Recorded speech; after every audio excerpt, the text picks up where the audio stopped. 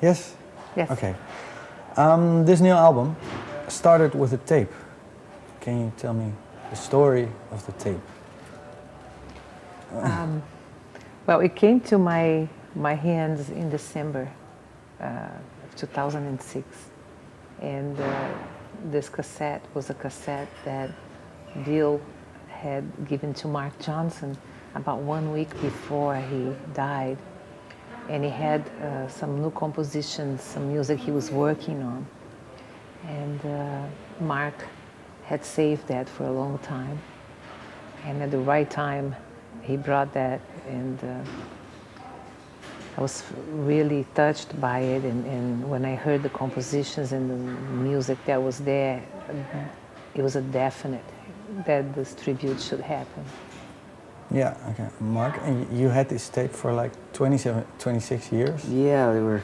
Did you ever listen to it? Well, in fact, I had a box of a lot of Bill Evans memorabilia that I'd been keeping over the years, and there were a few cassettes that came to him directly from him to me, and he said, "Do what you want with these." And I listened to them at the time. They sounded like practice tapes, so stuff that he was working on, stuff that you would never really expect to listen to for anything, you know. It's just him working things out and sort of trying to discover something, and then he would hit on an idea and he'd hang with it for a little while. It was like practice tapes.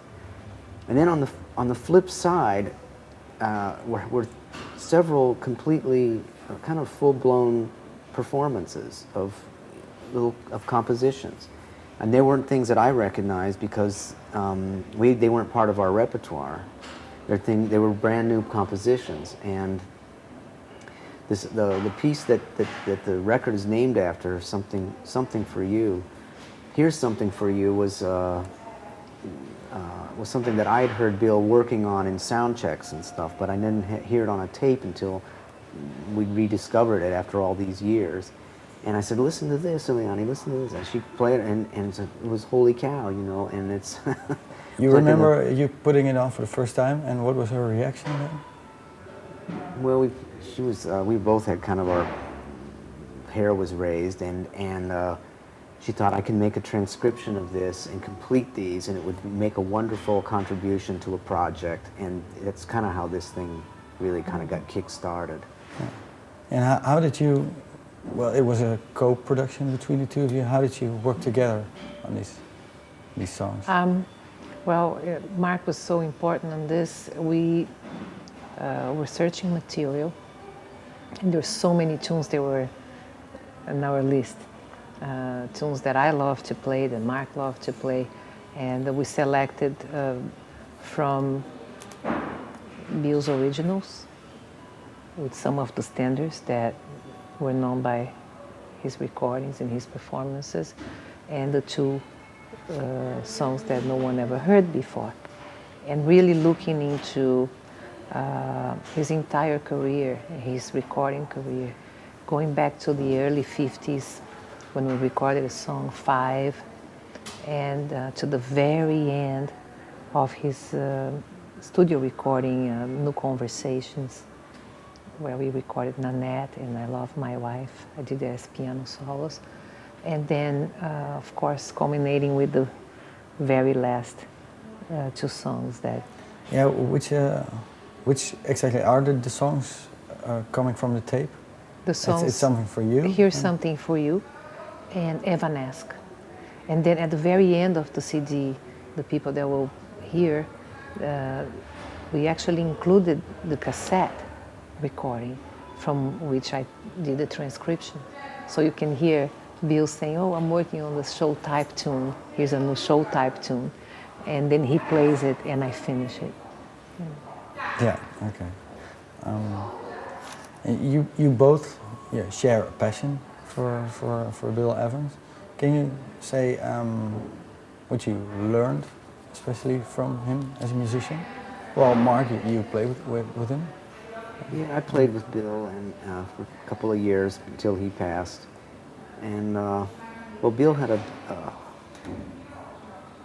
wonderful, beautiful sound that he made on the instrument. He had a way of presenting music that was very, very prepared, actually, for a jazz musician. He had a sort of overall view on a particular tune, how long it would be, how many choruses he would play. So there were, when the bass solo would come in, if there was a bass solo, the kind of trading there would be with the drums, if there was drum soloing to do. So he thought about the whole presentation of a song from beginning to end, with modulations, with tempo fluctuations.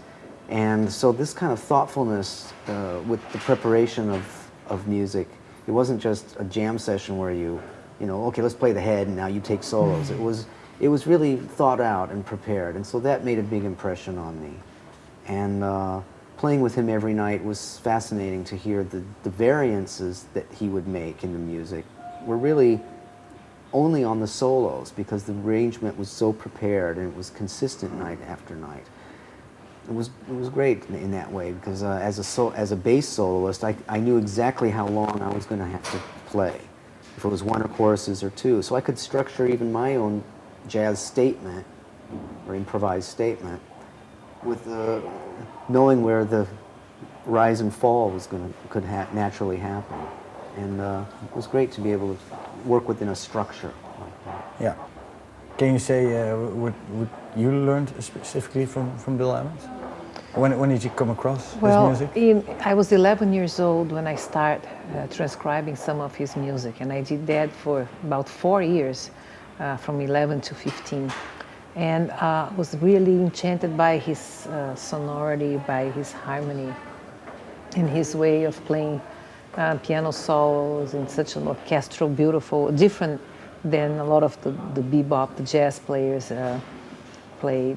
And I also loved his trio concept, where it had so much interplay, where the function of the piano was different and bass and drums interacted in a different way. So I really envisioned continuing that kind of trio playing, which is what I like to do. Yeah. Did you ever saw him perform live with Marc, for instance? No, I didn't. I didn't see Marc. I didn't meet Marc until 1987, actually. And I did see Bill only once playing live. And my expectation was so high because I really loved his playing, and I had all his recordings. And it was an unfortunate situation. It was a very large theater. And Bill was quite introspective, and he would, sit on the piano and do not move the rest of the night.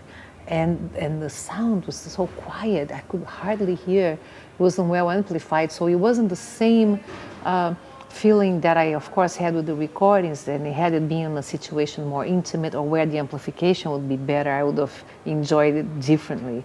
But that was the only time I heard him in São Paulo, with Eddie Gomez and Marty Morell. And when was it? That was in '75. Okay. Yeah. Particular tracks that you're really proud of on this album?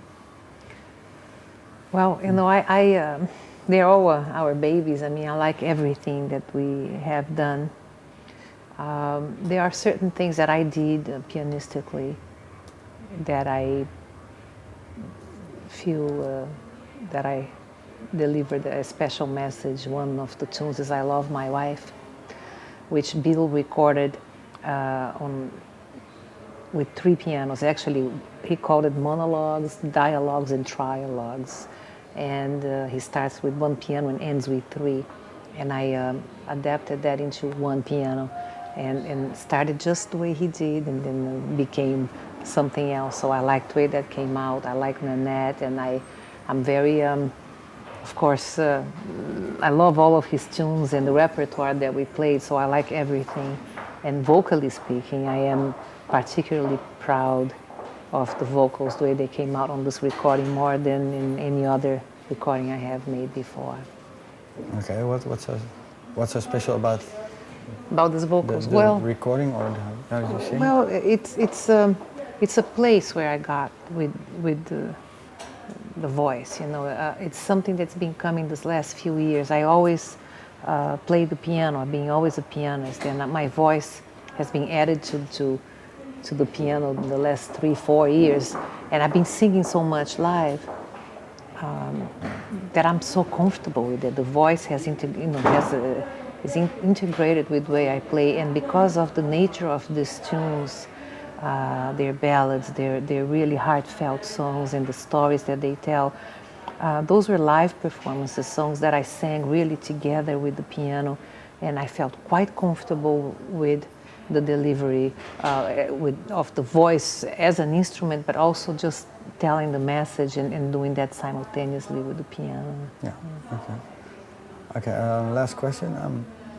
Marc, how is it to play again Bill's tunes, but now with you together? Is it very different? What's the big difference? What's others? What's the same? Well, of course, I've matured a lot as a bassist and as a musician, and I think I'm much more comfortable within, with the instrument that I'm playing, and I've done an enormous amount of personal editing over the years, so I feel like when I'm coming to the music now, it's more refined and more mature. With Eliane, playing with her, she has all the harmonic information that Bill played with, and she also brings a beautiful sound from the instrument. I think where things are even more interesting for me is rhythmically, Eliane brings a different rhythmic impetus to the music. She comes from the bebop tradition as well as a Brazilian influence, but she has for lack of another word, it's a sexier approach to playing melody and rhythmic. Where I feel it is in the rhythm, and it's great. I think Bill would really be touched and really be happy if he heard this. Okay. Well, we have to stop now. Thanks very much. Thank you.